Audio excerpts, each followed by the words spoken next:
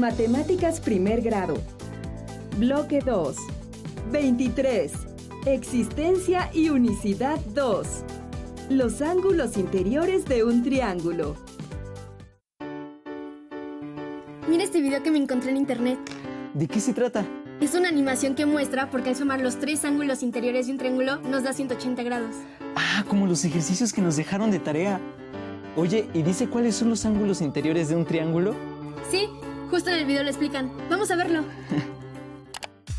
En geometría, un ángulo interior o interno está formado por dos lados de un polígono que comparten un vértice común y que está contenido dentro del polígono.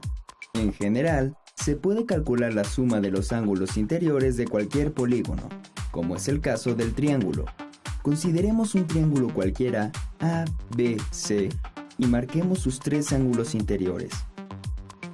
Ahora, tomamos el vértice C y lo llevamos sobre su altura hacia el lado AB, como si dobláramos el triángulo.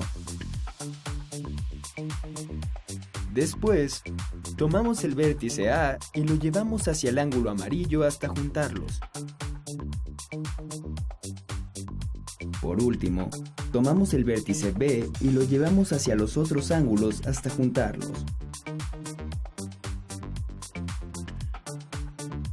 ¿Cuánto mide el ángulo que forman los tres ángulos? ¡Claro! 180 grados, porque juntos forman un ángulo llano. Entonces, al sumar el valor de los tres ángulos de un triángulo cualquiera, se obtiene 180 grados. Observa que no importa cómo sea el triángulo, el resultado de esta suma siempre será igual. Tracemos un triángulo cualquiera ABC y marquemos sus tres ángulos interiores y denotémoslos por A, B y C respectivamente. Recuerda, queremos demostrar que la medida del ángulo A más la del ángulo B más la del ángulo C es igual a 180 grados. Para probar la hipótesis, la suma de los ángulos interiores de un triángulo es igual a 180 grados, haremos un trazo auxiliar. Desde el vértice A, trazamos una recta paralela al lado opuesto, que en este caso es BC, la cual debe pasar por A. Hacer un trazo auxiliar es común en geometría para poder identificar o buscar otras figuras que permitan probar las hipótesis que se plantean. Marquemos de color naranja y magenta los ángulos que se forman entre los lados del triángulo y la recta auxiliar, y denotémoslos D y E. Observa que la recta transversal CA corta a las dos rectas paralelas BC y la auxiliar. Como las rectas son paralelas, los ángulos C y D, que son alternos internos, son congruentes, es decir, iguales.